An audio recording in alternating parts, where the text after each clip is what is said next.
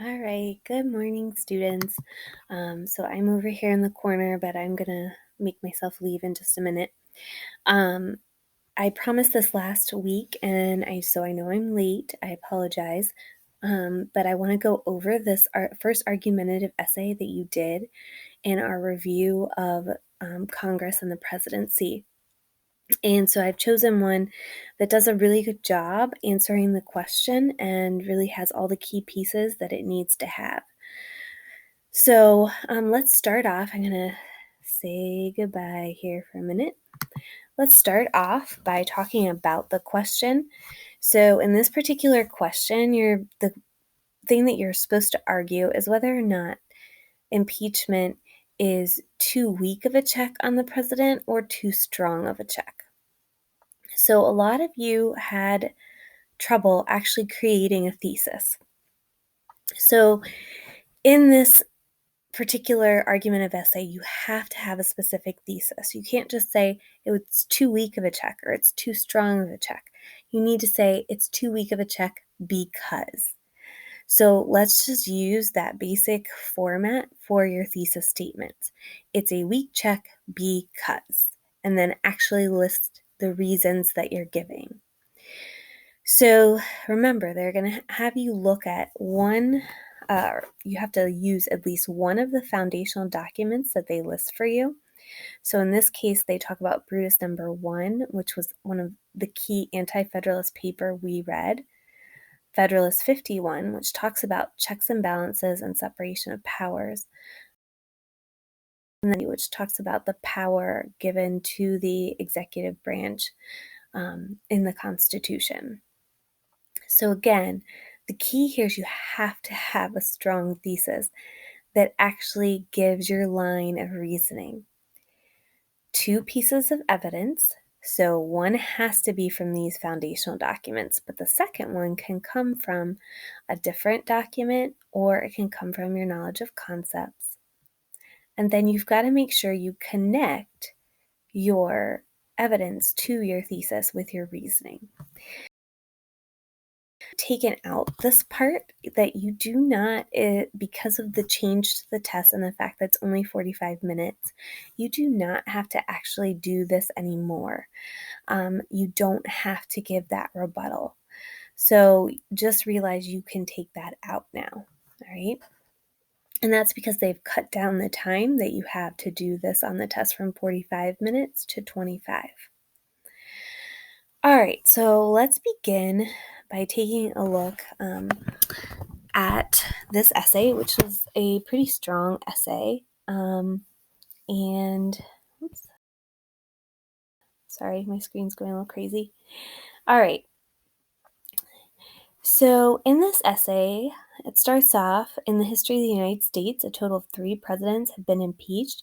However, none of them have been removed from office. The congressional procedure outlined in the Constitution is too weak to check on the president due to details from the past 3 impeachments. Now, I don't know that this is enough to provide a good thesis with reasoning, okay? So if you come down here, though, to her last paragraph, this is why I still gave it the thesis point. So, because this is much more specific. It says the congressional procedure outlined in the Constitution is arguably too weak and needs to be buttressed through legislation. Current applicable terms, such as implied powers and high crimes and misdemeanors, convolute the true meaning of what is impeachment. So this is a much more reasoning, and basically she's going to cite the Constitution to support that. She also goes on to say that these debates have room to faction support through political parties, as seen as in the impeachment of Donald Trump. So she's also giving a current event situation and background. So really, she's talking about 3 pieces of evidence here. She's going to mention Federalist 10 as well. So this would get 1 point for the thesis, right? Now, again, it'd be best for it to be back up here, right?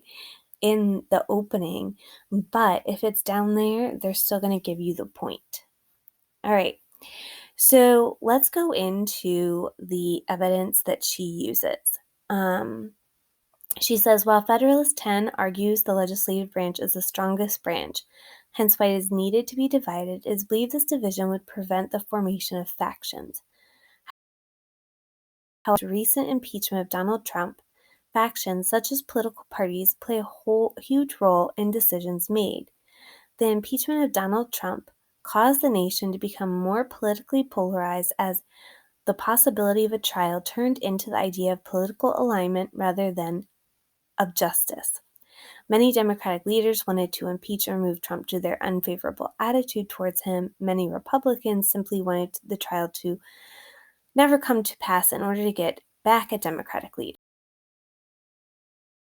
but not taken. He was actually taken to trial, but that's a minor error. So right here, she says he wasn't taken to trial. There was a trial. That's not going to cost you a point because it's a minor error in the grand argument that she's making here. So basically, she's talking about how factions have made impeachment ineffective, essentially. So where are the points awarded here? Well, she uses a second piece of evidence with Federalist 10. It's not one of the documents mentioned there. So I would have given this a point because she talks about Federalist 10, and then she really strongly connects to why factions make it ineffective. So that's going to be 2 points right there. Now, on to the next one. Another reason the congressional procedures for impeachment outlined in the Constitution are too weak is due to too much gray area. In the can be charged for high crimes and misdemeanors. This term in and of itself brings confusion with it. It can lead citizens as well as political leaders alike asking what can be included as a high misdemeanor. So again, now she's citing the Constitution, which would be another piece of evidence, but I can't really give it a point, and we'll talk about why in a minute. But she also connects it to this, it's too ambiguous. So again, it could get a point, and it could get a point for reasoning. So that more in a minute. While some may say implied powers can help clarify whether the presidential act is lawful or a crime, as seen in Federalist 70, it simply creates more debate. The very topic came into play at the impeachment of Donald Trump. Some argued his act was simply implied powers. They believed withholding supplies to Ukraine was simply a business tactic in order to gain compliance from them. However, others viewed it as cruel and unconstitutional. The same very argument takes place between parties a year later after the Senate did not vote in favor of the trial. So she starts off using Federalist 70 as a part of the counterclaim argument, but she goes on to use it in this paragraph to prove her point. So this is the document that essentially is mentioned up here that she's going to use right here. So you have to use one of the documents they give you. Again, there's no longer a counterclaim and rebuttal, so don't include one. It's best not to use your evidence in your counterclaim. You want to use the document to explain your point. So I still give it the point because later in the paragraph, I feel like she goes on to do that. Now, essentially then, we have a bunch of points awarded here. She actually had an extra piece of evidence that she didn't necessarily need here. So what she had with Federalist 10 and what she had with mentioning the document you had to would have gotten her points, all right? The last points then. So again, I'm going to erase this extra piece of evidence point. So here's where she uses 70. Here's her first extra piece of evidence. That gets you up to 5 points. The last 2 points are awarded if you actually use the evidence or the foundational documents, not just to respond to the prompt, but to support your thesis. So in this case, she says the Constitution is arguably too weak and needs to be buttressed through legislation. Current applicable terms such as implied powers and high crimes and misdemeanors convolute what is impeachable. So in this case, really, it's these two pieces of evidence here that do that, right? This one she never mentions in her thesis.